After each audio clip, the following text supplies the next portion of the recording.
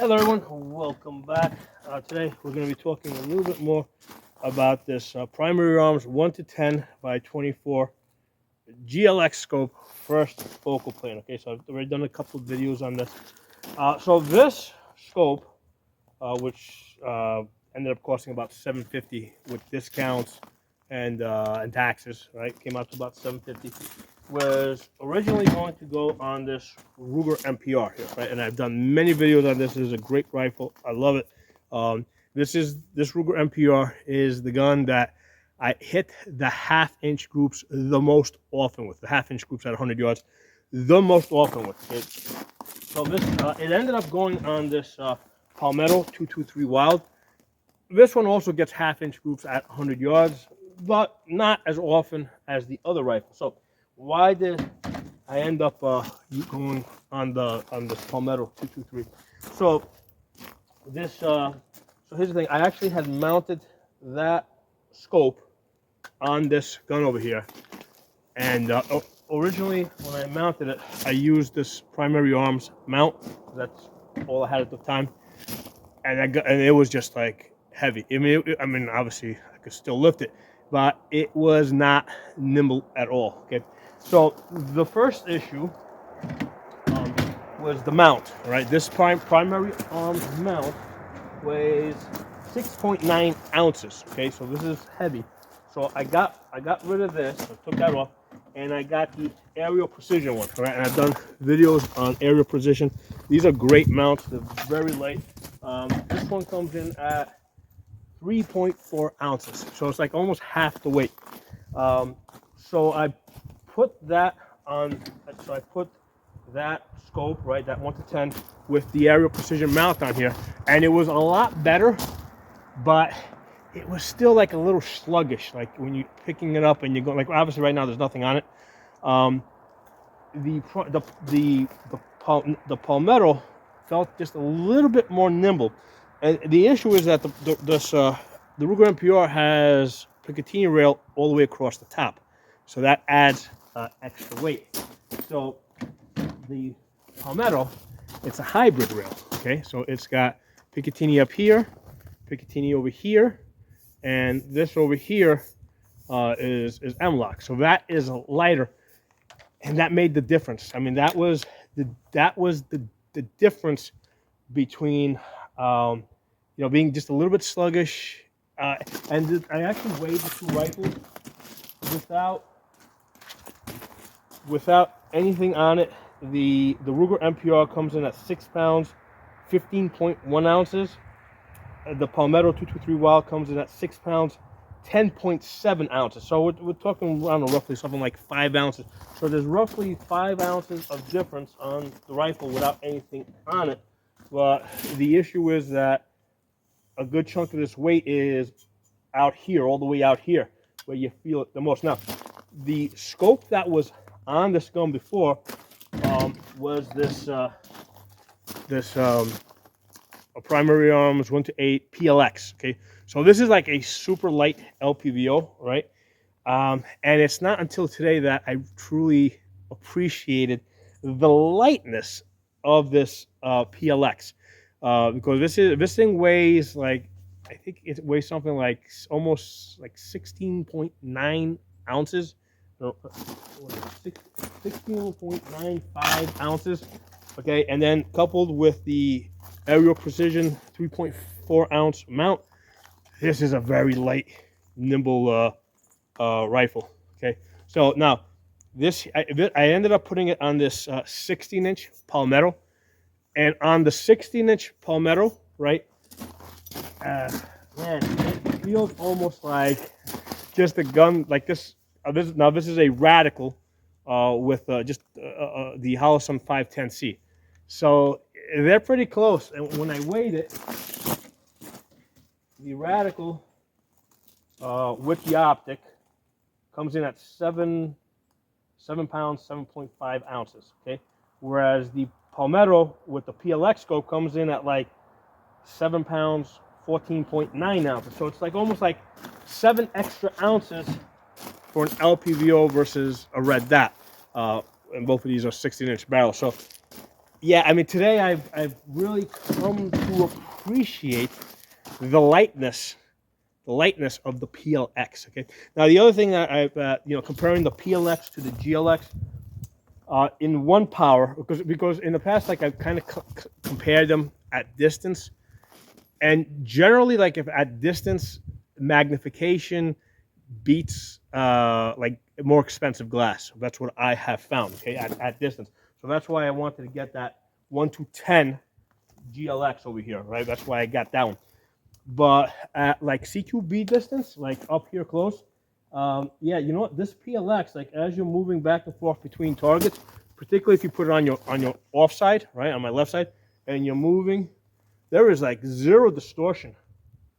Okay, with the PLX, with the GLX, okay, and you're in one power, right? When I'm on my strong side, I don't see the distortion that much. On my weak side, my left side, um, it's you gotta look for it. I noticed it like on the targets over there. So when I shift onto it and I'm coming off it and on it, there's just a tiny, like, it's almost. I mean, we're talking about a slight difference, right? Like, if you just come up on target, if you're not looking for it, you're not going to see the distortion.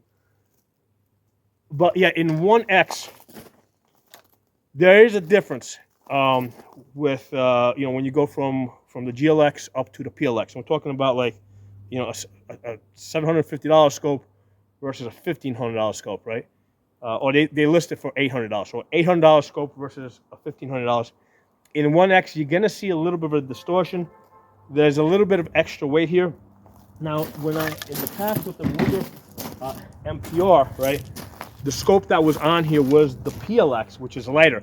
So when I had the lighter scope on here, right, this Ruger MPR, it felt pretty nimble, okay.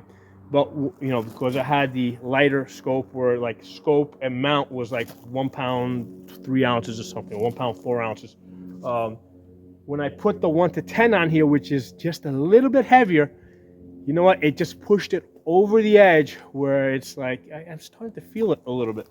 So that's just interesting. So I'm not sure what I'm going to put on this Ruger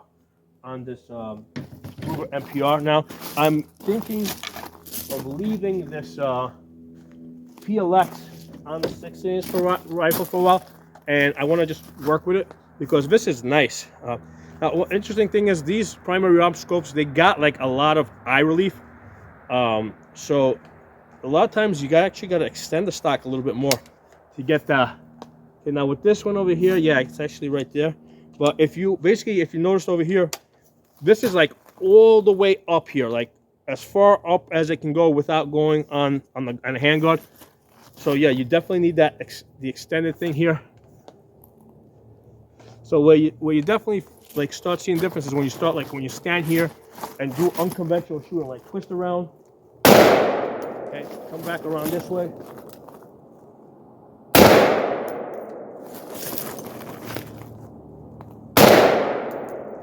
Right.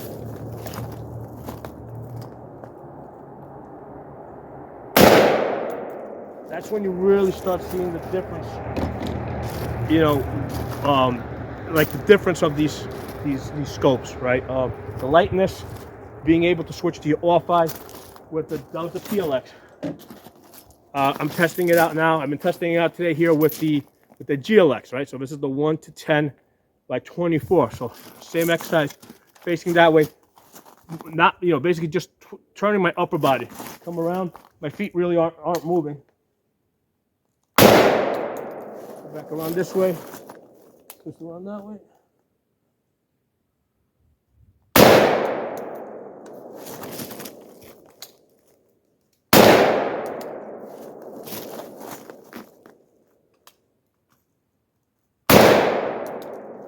So with the GLX, when I come around to my left side and I get myself into position, yeah, there's a little bit more effort to get my eye in the right position. And of course, it's in 1X, so there's a little bit more effort there.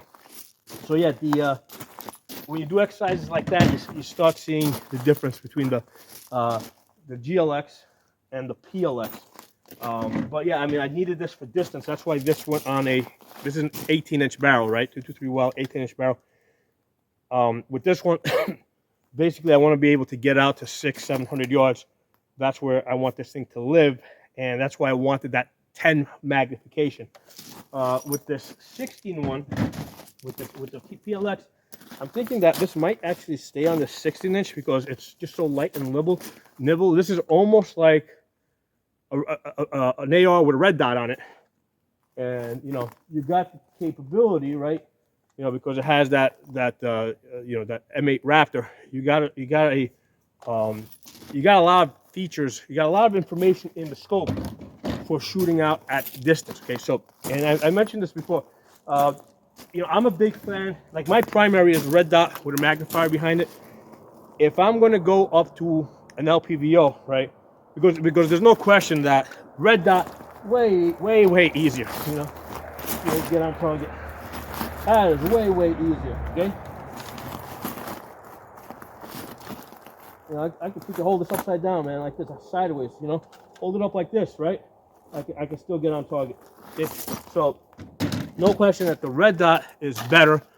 Nice thing about putting a magnifier behind this is that magnifier goes on and off. I don't need the extra weight on here, or at night or something, it comes off. I don't need the magnifier there.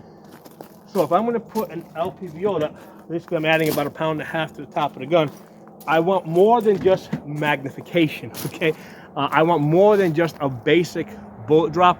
I want range estimating. You know, I want wind holds, you know, I want to be able to lead targets. I want a mill grid so I can self spot my hits. You know, so I want lots of extra features for the 1.5 pounds that's going on top of the rifle. Okay. So yeah, like I said, I love this Ruger MPR, and this rail over here is great. Like, if you want to add stuff here, like, you know, like I like the way I normally set up. I got a pistol light up here, I got magnifier back here, and I got backup sights here. They work decent. Flip up sights work decent here out to 100 yards. And down the road, if I ever needed to move them, I can move them. This is a good storage place for them on the gun, where in an emergency situation, you can flip them up and use them, or at your convenience, you can move them around on the gun. Okay, so this Ruger MPR having rail all the way across the top, I don't know. Like, I might at some point reconfigure this in such a way that I'm actually making more use out of this rail section that's up here. Now, one of the interesting things worth mentioning, because initially I had that scope and mount on the Ruger MPR, and I got a 0. Okay, so then I moved it from the Ruger MPR to the Palmetto. Okay, and it's like like all of a sudden I'm shooting like way to the right, and I'm like, why am I shooting so far to the right? I mean, the adjustment shouldn't be that much. I mean, first of all, these are both 18-inch barrels. The adjustment shouldn't be that much. So I took a closer look at it. I removed the scope, and what had happened is, again, because the scope has to go as far forward as possible, right, without going on the rail section here. So so basically it bolts onto the rail here, but a little bit of it was actually, like, the very tip, the very front end here was actually going on to the front rail here. And what had happened is the front rail here, right, the handguard was like ever so slightly canted, a really tiny. So like when I removed this and I was like running my hand here, like, yeah, I could feel it stick out a little bit. Now, Palmetto actually does have an anti-twist type of thing here, so that it actually inserts, so it won't rotate. I think you call it anti-rotational handguard or whatever.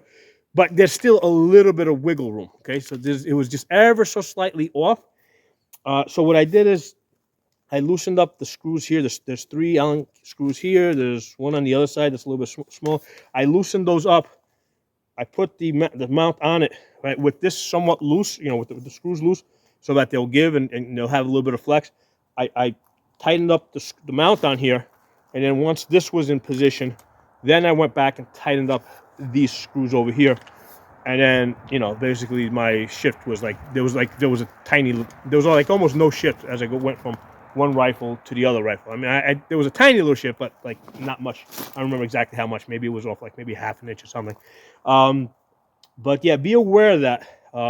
That if you're shooting like way off to the side or something, because you're going to end up having to push this as far forward as possible in order to get that eye relief, right? Because if you're too close, or if you're too close, you see shadow. If you're too far, you see shadow. A lot of people, they actually don't have enough space here.